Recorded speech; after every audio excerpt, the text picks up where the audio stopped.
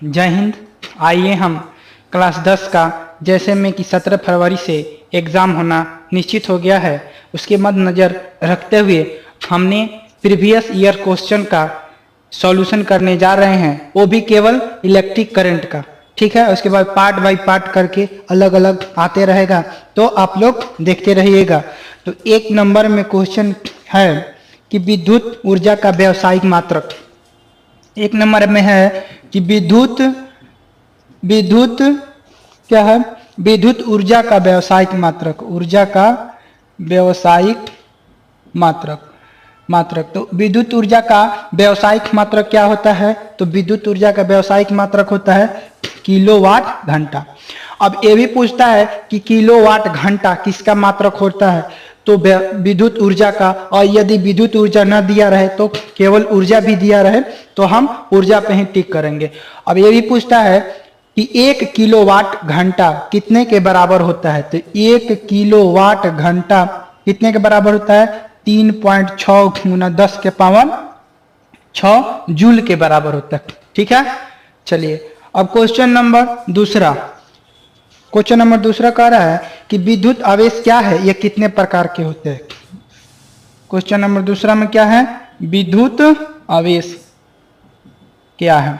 ठीक है, तो विद्युत आवेश क्या है? तो इलेक्ट्रॉनों के प्रवाह के दर को क्या कहते हैं? विद्युत आवेश कहते हैं। ठीक है, और दूसरा या ऐसे भी कह सकते हैं कि विद्युत एक परिघटना है, विद्युत आवेश एक परिघटना है जो हमें आकर्षण और प्रतिकर्षण बलों का अनुभव कराता है। ठीक है, अब यहां से विद्युत आवेश को Q से सूचित करते हैं और इसका SI मात्रक क्या होता है? कूलम्ब होता है। और यहां से देखिए Q बराबर होता है I इंटू टी। यह भी पूछता है कि एम्पियर सेकेंड या एम्पियर घंटा, एम्पियर सेकेंड या एम्पियर घंटा किसका मात्रक होता है? तो एम्पियर सेकेंड या एम्पियर घंटा ये भी विद्युत आवेश का ही मात्रक होता है। कैसे? देखिए यहाँ पे I क्या है? विद्युत धारा है, तो I का SI मात्रक, विद्युत धारा का SI मात्रक एम्पियर और टाइम का SI मात्रक क्या? सेकेंड। ठीक है, तो एम्पियर सेकेंड या एम्पियर घंटा किसका मात्रक हो जाएगा? फिर विद्युत आवेश का मात्रक हो जाएगा। ठीक है, चलिए अब क्वेश्चन नंबर 3 क्या कर रहा है? देखिए कह रहा है कि विद्युत धारा क्या है और विद्युत धारा का SI मात्रक तथा समीकरण लिखे। ठीक है, चलिए तो विद्युत धारा क्या है? क्वेश्चन नंबर 3 विद्युत धारा। ठीक है, देखिए तो आवेशों के प्रवाह के दर को क्या कहते हैं? विद्युत धारा कहते हैं। ठीक है, इसका SI मात्रक क्या होता है? एम्पियर होता है। ठीक है, यह अदिश राशि होता है। देखिए विद्युत धारा का SI मात्रक क्या हो जाएगा? एम्पियर। ठीक है, कौन सी राशि हो जाएगी? अदिश राशि। ठीक है, और इसे I द्वारा सूचित करते हैं, तो I बराबर क्या हो जाए? Q/T। ठीक है, अब यहां से लगे एक और क्वेश्चन भी पूछ लेता है कि विद्युत धारा का दूसरा मात्रक क्या होगा? तो देखिए यहाँ पे Q क्या है? Q आवेश है। आवेश का SI मात्रक क्या होगा? कूलम्ब होगा। तो कूलम्ब और T क्या है? सेकेंड है। T क्या है? समय है। तो समय का SI मात्रक क्या हो जाएगा? सेकेंड हो जाएगा। तो यहाँ पर कूलम्ब पर सेकेंड हो गया। चलिए अब क्वेश्चन नंबर 4 क्या कह रहा है? कह रहा है कि एक विद्युत लैंप का अनुमतांक 60 वाट 220 वोल्ट है, जो विद्युत आपूर्ति की वोल्टता 100 वोल्ट से जुड़ा है, तो विद्युत धारा ज्ञात कीजिए। ठीक है, चलिए नोट कर लीजिए, इसे मिटा रहे हैं आप। चलिए फिर से पढ़ रहे हैं। कह रहा है कि एक विद्युत लैंप का अनुमतांक 60 वाट और 220 वोल्ट है। 60 वाट और 220 वोल्ट है। ठीक है, आगे कह रहा है कि जो विद्युत आपूर्ति की वोल्टता 100 वोल्ट से जुड़ा है, और क्या इसका वोल्ट कितने वोल्ट से जुड़ा है? 100 वोल्ट से जुड़ा है, तो परिपथ में विद्युत धारा कितनी होगी? अर्थात यहाँ पूछ रहा है कि विद्युत धारा का मान पूछ रहा है। ठीक है, तो चलिए देखिए यहाँ पर वाट शब्द आया, तो वाट किसका ऐसा ही मात्रक है, तो शक्ति का। तो शक्ति को P से सूचित करते हैं, P से पावर, पावर बराबर क्या हो जाएगा यहाँ पे 60 वाट, और ये वोल्ट है तो V बराबर क्या हो जाएगा 220 वोल्ट। ठीक है, अब देखिए, अब यहां दिया है V और I दिया है, अब हमको निकालना है क्या, V दिया है I नहीं दिया है। तो हमने पढ़ रखा है ओम्स लॉ से, ओम्स लॉ क्या कहता है, V बराबर I इंटू R। देखिए यदि V का मान पता चल जाए, I का मान निकालना है, R का मान पता चल जाए, तो यहां से हम I की वैल्यू निकाल लेंगे। तो देखिए, तो हमने पढ़ा है कि P बराबर क्या होता है, V स्क्वायर बाई R। कहां से आया है, ठीक है, इसकी आगे चर्चा करेंगे कहां से आया है। तो यहां से निकाल लेते हैं हम R की वैल्यू, तो R यहां से क्या हो जाएगा, R बराबर होता है V स्क्वायर बाई R। ठीक है, sorry V square by P। तो V का मान यहां रखते हैं 220 गुना 220 बटा 60। ठीक है, यहां से किसका मान पता चल गया, R का। अब R क्या है, R प्रतिरोध है, तो प्रतिरोध का मात्रक जरूर लगाएंगे, क्या होगा, ओम। ठीक है, अब इस वैल्यू को इस समीकरण में रखते हैं। चलिए, तो यहां से हमने रख दिया, V का वैल्यू कितना दिया है 100 वोल्ट। ठीक है, I हमको पता नहीं है, I हमको निकालना है, और R का वैल्यू कितना यहां दिया है, देखिए 220 गुना 220 बटा 60। ठीक है, तो यहां से I को हम बाहर कर लेते हैं, तो I बराबर क्या हो जाएगा बताइए, I बराबर क्या हो जाएगा 100 गुना 60 बटा 220 गुना 220। कैसे, तो यहां देखिए बराबर के इस साइड है और ये नीचे भाग में है, तो यहां जाके बराबर को उस साइड क्या करेगा, गुना कर देगा। तो यहां से कटा देते हैं, ये बचा कितना 60, तो हो जाएगा मेरा 30 11। ठीक है, और ये भी हो जाएगा कितना 11, और ये हो जाएगा 15। तो यहां से देखिए कितना आ जाएगा 15 बटा 121। इसको भाग देंगे तो कितना आ जाएगा 0 1 2 3। और किसका मान निकालना है हम, धारा का, तो उसका मात्रक लगाना नहीं भूलेंगे। तो कितना आया 0.123 एम्पियर। ठीक है, क्वेश्चन नंबर कितना था 4 था। चलिए नोट कर लीजिए। चलिए अब आगे कह रहा है कि ओम के नियम को लिखें। ठीक है, ओम का नियम क्या है, चलिए 5 नंबर क्वेश्चन क्या कर रहा है कि ओम के नियम को लिखें। चलिए, तो ओम के नियम क्या है भाई, ओम का नियम, तो देखिए ओम के नियम ये कहता है कि नियत ताप पर, देखिएगा इससे 1 2 3 क्वेश्चन आराम से बन जाएगा। ये कहता है कि नियत ताप पर किसी चालक के दोनों सिराओं के बीच उत्पन्न विभवांतर आरोपित धारा के, अर्थात उसमें प्रवाहित धारा के क्या होता है, सीधा समानुपाती होता है। कैसे, देखिए मान लेते हैं कि यह कोई हमारा चालक पदार्थ हो गया। ठीक है, और मान लेते हैं सिरा ए हो गया और सिरा क्या हो जाएगा बी हो गया। ठीक है, अब इसमें हम धारा क्या आई प्रवाहित कर रहे हैं, तो यहां बिंदु ए पर विभवांतर उत्पन्न होगा, विभव है, और बिंदु बी पर है, और इन दोनों के बीच विभवांतर उत्पन्न होगा। ठीक है, तो वहीं कह रहा है नियत ताप पर किसी चालक के दोनों सिराओं के बीच उत्पन्न विभवांतर भी इसमें प्रवाहित होने वाली धारा के सीधा समानुपाती होता है। अर्थात सीधा सीधा ये कह रहा है कि भी समानुपाती आई, और यहां से हम जानते हैं कि समानुपाती का साइन जैसे हटाते हैं कोई ना कोई कांस्टेंट टर्म आता है। तो यहां से भी बराबर क्या हो जाएगा आर इंटू आई, तो भी बराबर आई इंटू आर। तो भी क्या है विभवांतर है, आई क्या है विद्युत धारा है, आर क्या है बताइए, आर क्या है प्रतिरोध नियतांक है। ठीक है, ऐसे लिख देंगे और ये पूरा समीकरण यहां तक लिखेंगे, तभी हमें पूरा का पूरा नंबर मिलेगा। ठीक है, चलिए आगे कह रहा है कि 1 एम्पियर को परिभाषित करें। ठीक है, 1 एम्पियर को परिभाषित करें। चलिए क्वेश्चन नंबर कितना है 6। कह रहा है कि 1 एम्पियर को परिभाषित करें। ठीक है, 1 एम्पियर को क्या करें, परिभाषित करें। तो हमने बताया था कि विद्युत धारा का फॉर्मूला कितना होता है, बताएंगे आप। I बराबर होता है Q बाई टी, और यहां से बताया था कि कूलम पर सेकेंड, यही तो बताया था। और यही किसके बराबर होता है, एम्पियर के बराबर होता है। तो वहीं पूछा है कि 1 एम्पियर किसे कहते हैं।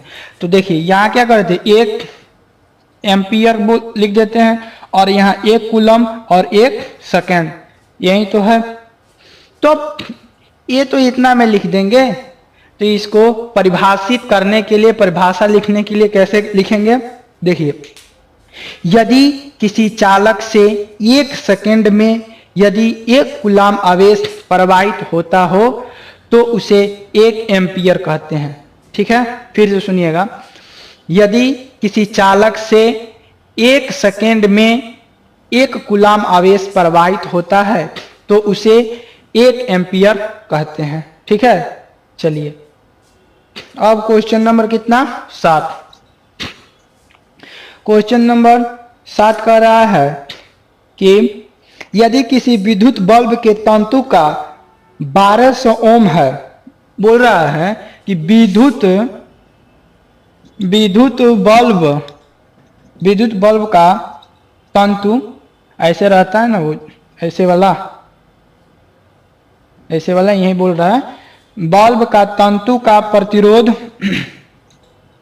प्रतिरोध कितना है, 1200 ओम है। कितना है, 1200 ओम है। ठीक है, और कह रहा है कि बल्ब 220 वोल्ट स्रोत से लगी है तो परिपथ में कितनी विद्युत धारा प्रवाहित होगी। ठीक है, तो परिपथ में कितना, V का मान भी दे दिया है 220 वोल्ट। तो पूछ रहा है I। ठीक है, I बराबर क्या होगा, तो देखिए, तो I बराबर क्या होगा। सबसे पहले हम सवाल को खूब बारीकी से पढ़ेंगे, उसमें क्या पूछ रहा है, क्या दिया है, उसको सबसे पहले लिखेंगे, है ना। और उससे रिलेटेड हम फॉर्मूला लगाएंगे, तभी हमें उसका मान निकलेगा। जैसे हमें दिया है R दे दिया है, R से सूचित करते हैं ना प्रतिरोध को, तो R बराबर कितना दे दिया है 1200 ओम, और V कितना दे दिया है, V क्या है, वोल्ट है, विभवांतर कितना दे दिया है 220 वोल्ट। और क्या पूछ रहा है, I पूछ रहा है। ठीक है, तो अभी हमने बताया था ओम के नियम में, ओम के नियम क्या बताया था, V बराबर I इंटू R। देखिए हमें I निकालना है, जबकि 2 हमको दे दिया है, V दे दिया है और R दे दिया है। तो इस फॉर्मूला पे हम क्या करेंगे, इसके मान को रखेंगे। देखिए, ठीक है, रखिए R बराबर के कितना दे दिया है 1200 ओम, और V बराबर दे दिया है 220 वोल्ट। I निकालना है, तो क्या करेंगे, V बराबर I इंटू R। तो V का वैल्यू कितना है 220 बराबर कितना 1200 ओम। ठीक है, और इंटू I। तो क्या कर देंगे, 1 गुना में है, इधर आएगा तो क्या हो जाएगा, भाग हो जाएगा। तो I बराबर क्या हो जाएगा 220 और बटा 1200। देखिए हो गया ना। चलिए अब 1 0 से 1 0 क्या हो जाएगा, कट जाएगा। तो बचा ऊपर कितना 22 है ना, और नीचे कितना बचा 22 बटा 120। काट देंगे इसको, 11 बटा कितना 60। इतना एम्पियर क्या हो जाएगा, हमारा विद्युत धारा हो जाएगा। ठीक है, चलिए इतना हमारा क्या हो जाएगा, विद्युत धारा हो जाएगा। चलिए अब आगे क्वेश्चन क्या कहता है, देखिए आगे कहता है कि किसी चालक का प्रतिरोध किन किन बातों पर निर्भर करता है। ठीक है, क्वेश्चन नंबर कितना 8 है ना। बोल रहा है किसी चालक का प्रतिरोध किन किन बातों पर निर्भर करता है। 8 क्वेश्चन क्या कर रहा है, चालक का प्रतिरोध किन किन बातों पर निर्भर करता है, निर्भर करता है। ठीक है, तो देखिए, तो सबसे पहले हम बताए थे कि प्रतिरोधकता को रो से सूचित करते हैं और रो बराबर होता है रामलाल, है ना। तो यहां से हम क्या करते हैं, आर की वैल्यू निकाल लेते हैं। तो आर बराबर क्या हो जाएगा बताइएगा, रो एल बाई ए। तो यहां से देखिए, यहां से क्या हो जाएगा, आर समानुपाती एल और आर समानुपाती 1/a। दो कंडीशन तो यहीं से हो गया। देखिए, एक नंबर में क्या होता है कि चालक की लंबाई यदि बढ़ाते हैं हम तो प्रतिरोध क्या हो जाएगा, बढ़ जाएगा, क्योंकि सीधा इसमें क्या है, रिलेशन है। समानुपाती का मतलब जितना बढ़ाएंगे उतना बढ़ेगा, जितना घटाएंगे उतना घटेगा। और दूसरा बोल रहा है कि आर समानुपाती 1/a, ये क्या है, अनुप्रस्थ काट का क्षेत्रफल। देखिए, यही होता है क्या, अनुप्रस्थ काट का क्षेत्रफल। जैसे तार देखेंगे, तार को काटेंगे तो यहां से देखेंगे तो क्या हो जाएगा, अनुप्रस्थ काट का क्षेत्रफल, ऐसे गोल दिखाई देगा, है ना। तो वही, तो ये क्या है, ये सीधा का सीधा समानुपाती नहीं है, ये कैसा है, व्युत्क्रमानुपाती है। यदि हम क्या करेंगे, इसको हम बढ़ाते हैं, देखिए आर समानुपाती 1/a, इसको हम बढ़ाएंगे तो भाई उल्टा रिलेशन, इसको बढ़ाएंगे तो ये क्या हो जाएगा, घट जाएगा। अब इसको हम घटाएंगे तो ये क्या हो जाएगा, ये बढ़ जाएगा। यही तो उल्टा रिलेशन है ना। देखिए, कह रहा है कि इसकी अनुप्रस्थ काट का जो क्षेत्रफल है उसको हम बढ़ाएंगे तो प्रतिरोध क्या हो जाएगा, कम हो जाएगा, इसको घटाएंगे तो यह बढ़ जाएगा। तो दो बातों पर निर्भर किया यहां पर। और तीसरा तापमान पर, है ना।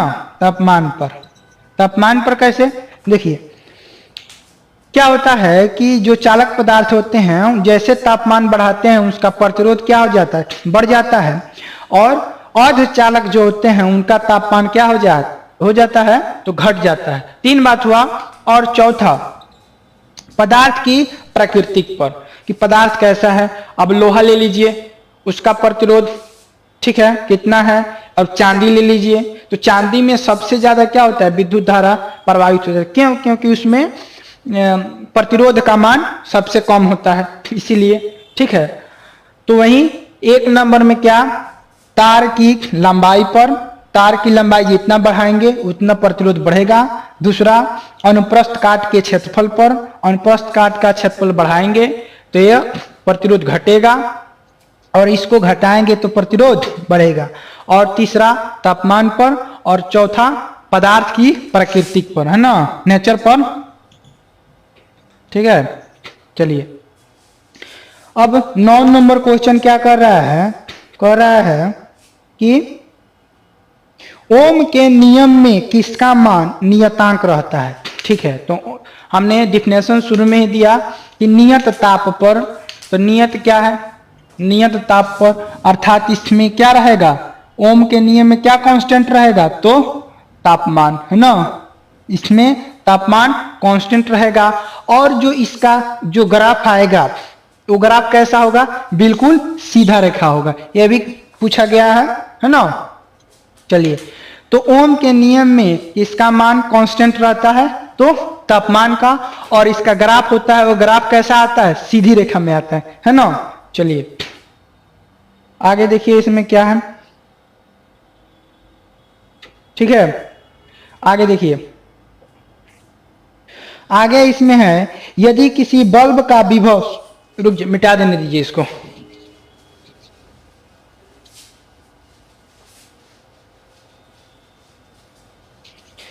आगे देखिए इसमें है यदि किसी बल्ब का विभव 110 वोल्ट है तथा उससे 2 एम्पियर की धारा प्रवाहित हो रही है तो शक्ति ज्ञात कीजिए। ठीक है, बोल रहा है कि बल्ब का विभव 110 वोल्ट है, तो V बराबर 110 वोल्ट, है ना।